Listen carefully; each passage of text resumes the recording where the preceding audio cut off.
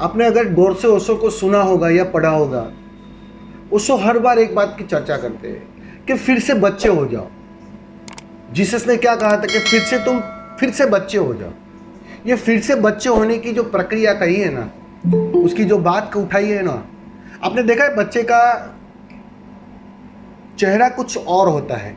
हर छोटा बच्चा, 2 साल का, 4 साल का छोटा बच्चा, भोला सरल, अब तक माइंड विकसित नहीं हुआ है, अब तक अहंकार ठीक से पनका नहीं है, पला नहीं है, बड़ा नहीं हुआ है, तब तक कितनी क्यूटनेस होती है। कोई भी प्राणी का कहो, कोई भी मनुष्य का कहो, छोटा बच्चा कितना क्यूट लगता है। कोई भी उससे देखेगा, उसके गाल को हाथ लगाएगा, उससे प्रेम करेगा, क्योंकि उसका चेहरा कहो, उसका कुछ भी कहो, वो इतना सुंदर, क्योंकि उसमें कोई अहंकार की मिलावट नहीं है, कोई कंडीशनिंग नहीं है, कोई बंधन नहीं है, कोई झूठी पहचान नहीं है। एक सरलता है, एक सौम्यता है, सहजता है, वो छोटे बच्चे में होती है। इसलिए वो इतना प्यारा, हमने कहते परमात्मा का रूप होता है वो बिल्कुल सही है। ये परमात्मा का रूप होने का मतलब ही इतना है कि जिसके पास अहंकार ना हो,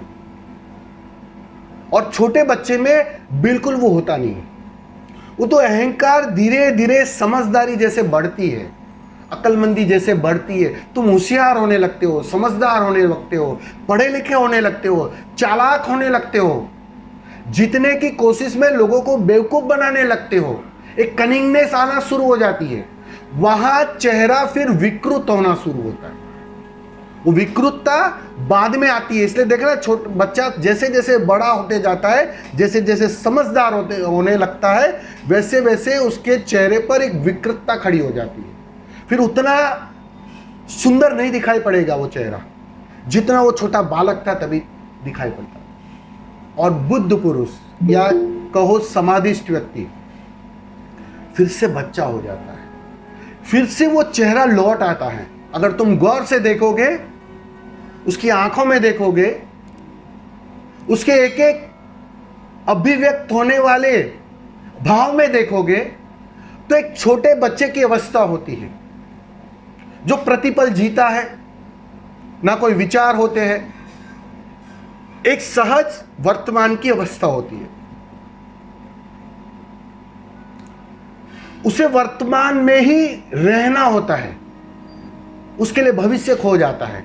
तो भविष्य खोते ही कनिंगनेस खो जाती है, क्योंकि कुछ बदलना नहीं है, क्योंकि भविष्य तो है ही नहीं, सिर्फ वर्तमान है। और जो वर्तमान में होता है, उसकी क्यूटनेस वापस लौट आती है, वो फिर से बच्चा हो जाता है। इस अर्थों में ओशो ने कहा था कि तुम्हें फिर से बच्चा होना है, और जब तक वो बात पूरी नहीं होती है, तब तक समाप्त नहीं होती। तो फिर से बच्चे होने की प्रक्रिया है अध्यात्म, फिर से लौट आना, उसी की बात कही इस अर्थों में। इसलिए फर्क, कभी भी चेहरे से तुम जज नहीं कर पाओगे। चेहरे में हर बार तुम धोखा खाओगे। पहले भी आपने चेहरे से ही धोखा खाया है, चेहरे नहीं तो उसकी क्रियाओं से धोखा खाया है, उसकी अभिव्यक्ति से धोखा खाया है। तुम बाहर से परखते हो, और बाहर से परखने का कोई उपाय नहीं है यहां। अब समझ लेना, बाहर से किसी को भी परखने का कोई उपाय नहीं है। हां, तुम्हारी अवस्था उसके जैसी उस तरलता में आने लगेगी, तो तुम्हें उसके हर अभिव्यक्ति को समझने की एक नई दृष्टि मिल जाएगी। वो उसी संदर्भ में मिलती है जिस संदर्भ में तुम टूटते हो, गलते हो, मिटते हो।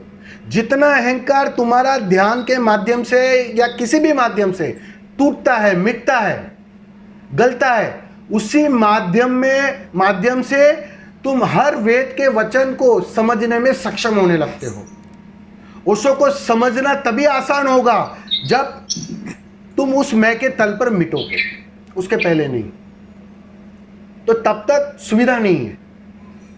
तो यहां बाहर से मैं तुम्हें कभी सलाह नहीं दूंगा कि बाहर से ऐसी ऐसी पहचान रखना और उसमें उलझ जाना, वरना मुश्किल हो जाएगा बात। मन को ध्यान में नहीं रमाना है, मन तो खोएगा। मैंने कहा ना शुरुआत में, मैंने अगर ठीक से आपने सुना होगा तो मैंने आपके प्रश्न का ही उत्तर दिया है कि हमारी दुविधा कहाँ होती है। मन अनुभव से बचना चाहता है, अनुभव की कमी मुक्ति से बचने की कमी है, तो मुक्त नहीं हो पाते। तुम हर चीज से अटैच बने रहते हो, धारणाएं जारी रहती है, कंडीशनिंग जारी रहती है, अनुभव से तुम बचते हो। तुम अर्थात मन, अभी बात समझ लेना, मैं जब तुम कहूं तो तुम अभी मन हो, मन ही हो, अपना तो पता नहीं है अभी। और जब साधना शुरू होती है ना तो मन से ही शुरू होती है।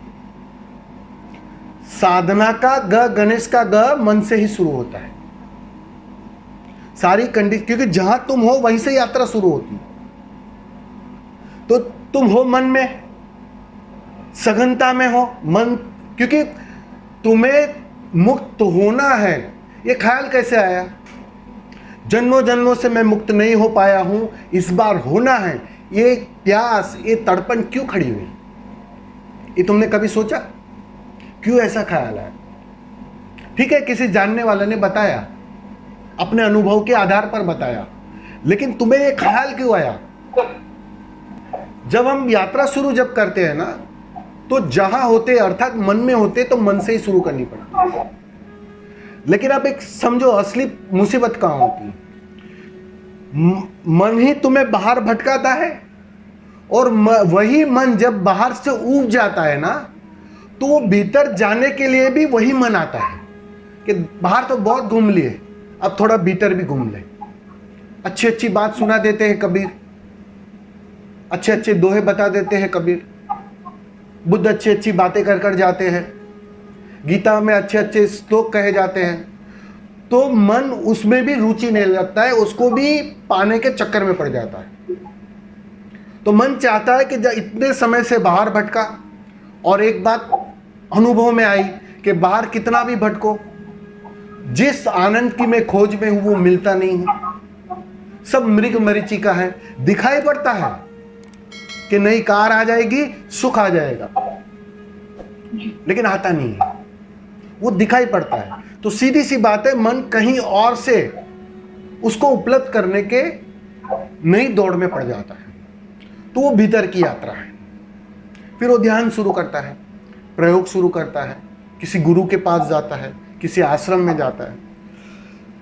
अब यहां असली मुसीबत खड़ी कहां होती है कि जैसे जैसे तुम ध्यान करने लगते हो, तो जो मन तुम्हें यहां लेकर आया है ना, वो मिटना शुरू हो जाता है, वो समाप्त होना शुरू हो जाता है, उसकी हत्या होनी शुरू हो जाती है, वो गलना मिटना शुरू हो जाता है। अब यहां तुम्हारे लिए एक नई दुविधा खड़ी होती है कि करूं क्या? मन मिट भी रहा है, और यही मन तो यहां लेकर आया था, क्योंकि मन में जीने की एक आदत है, जन्मों जन्मों से मन में जिए हैं, अभी भी बचपन से लेके अब तक मन में जिए हैं, तो ये आदत बहुत गहरी है। तो वो भी एक आदत है, और सामने आपने एक नई आदत निर्मित की मन को मिटाने की, ध्यान के माध्यम से।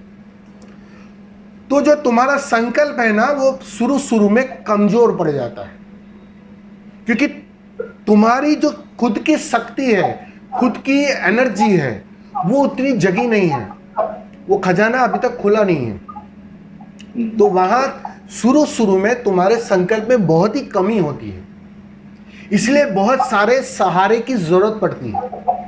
इसलिए मैं हमेशा कहता हूं कि नए साधक को कुछ समय तक शिविरों में जाना चाहिए, कुछ समय तक किसी के सानिध्य में प्रयोग करने चाहिए, पिरामिड के अंदर या किसी ऐसे माहौल के अंदर प्रयोग करने चाहिए, लोगों के साथ एक साथ कलेक्टिव एनर्जी में ध्यान प्रयोग करने चाहिए।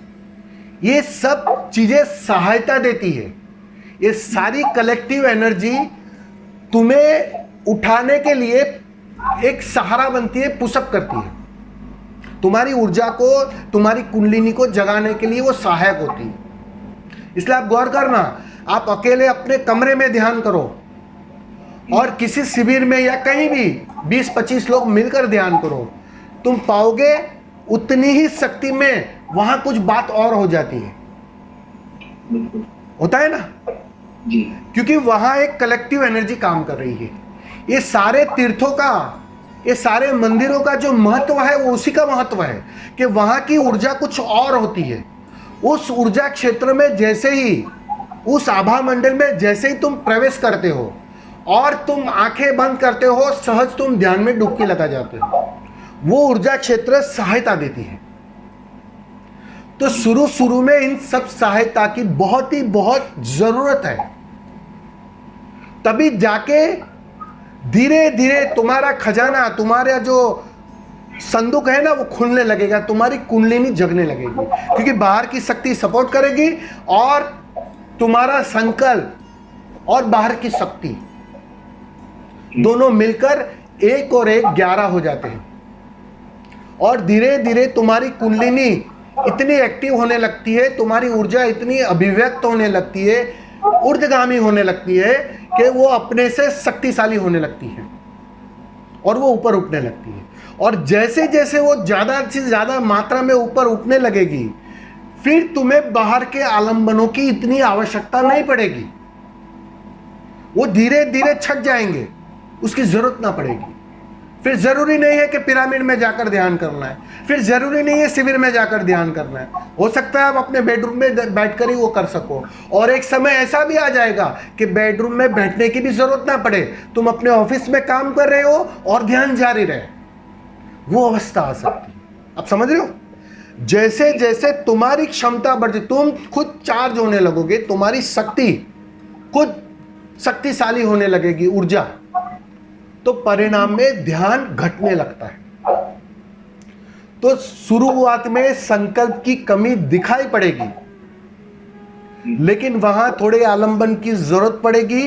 उस आलंबन के लिए समय निकालना, तैयारी रखनी पड़ेगी, उतनी प्यास गहरी रखनी पड़ेगी, उतनी तड़प रखनी पड़ेगी। एक दूसरा व्यू भी है इसका, ये भी समझ लो थोड़ा कि संकल्प की कमी कहां होती है। कोई भी मूल्यवान चीज पर तुम्हारा ध्यान ही तब जाता है जब किसी और चीज को, जब तक तुम मूल्यवान समझोगे ना, तब तक उसका मूल्य समझ में नहीं आता है। अनुभव धीरे धीरे उसका मूल्य समाप्त करता है। संसार में जितने तुम जीते हो, जितने अनुभव से गुजरते हो, जितने दुख से, पीड़ा से गुजरते हो, हम नहीं कहते दुख मांझता है, तैयार करता है। वो मांझने का मतलब यही है कि वो मांझने में तुम्हें एक बात साफ होने लगती है कि यहां मिल नहीं सकता है कुछ, और यहां मिल नहीं सकता है तो तुम्हारे पास और कोई उपाय नहीं होता है, तुम्हें भीतर ही जाना पड़ता है। लेकिन मन खेल करता है कि यहां नहीं, शायद वहां मिलेगा, इस कार में नहीं उस कार में मिलेगा, इस स्त्री में नहीं उस स्त्री में मिलेगा। तो वो जो अनुभव की कमी होती है ना, वो तुम्हें संकल्प में कमजोर करती है। वो जो तुम्हारा संकल्प है ना कि यही सर्वश्रेष्ठ है, यही कोहिनूर है, वो देखने नहीं देती। तुम्हें बाहर अभी भी कुछ मूल्यवान दिखाई पड़ रहा है, ये एक ही कारण हो सकता है। वो मूल्यवान जब तक मूल्यवान है तब तक, हम नहीं कहते, ओशो ने एक बहुत प्यारा कथन कहा है कि तुम्हारे जीवन की प्रायोरिटी के लिस्ट में ध्यान को तुमने आखिरी नंबर पर रखा है कि जब समय मिलेगा, परिस्थिति होगी, तब हम ध्यान करेंगे। और ओशो कहते हैं जब तक ध्यान सबसे ऊपर की श्रृंखला में ना आ जाए, सबसे मूल्यवान वो ना हो जाए, उसकी प्रायोरिटी सबसे ऊपर होनी चाहिए कि एक बार धन नहीं मिलेगा चलेगा, एक बार और कुछ नहीं मिलेगा चलेगा, लेकिन ध्यान ऊपर रहना चाहिए। तब वो जो धार है ना, सतत धार, वो रंग लाती है, वो काम करती है। क्योंकि पुरानी आदत बहुत गहरी है, बहुत गहरी है, जन्मों जन्मों की है, और उसे तोड़नी है। तो पुरानी आदत को तोड़ने में वक्त लगता है, और मन वक्त देना नहीं चाहता, उसे बदलाहट चाहिए। तो वहां चूक हो जाती है। इसलिए वो संकल्प डगमगा जाता है, संकल्प ठहर नहीं पाता और तुम चूक जाते हो। मतलब वो जो संकल्प बनता भी है उसी मन से और उसी मन से तुम उसे तोड़ देते हो। ये बात दोनों साथ में बनती है। ख्याल में आ रहा है मैं क्या कह रहा हूं? जी बिल्कुल। हाँ, बस तो ये थोड़ा संकल्प तो है, परिस्थिति थोड़ी बाहर की चेंज करनी पड़ेगी कुछ समय के लिए। मैं परमानेंट नहीं कह रहा हूं, मैं तुम्हें ये नहीं कह रहा हूं जीवन भर तुम चले जाओ, सन्यास होकर आश्रम में चले जाओ या जंगल चले जाओ, कुछ समय के लिए, पर्टिकुलर पीरियड के लिए। तो वो धीरे धीरे सहायता देगा और संकल्प शक्ति को बढ़ाने के लिए सहायक बन जाएगा।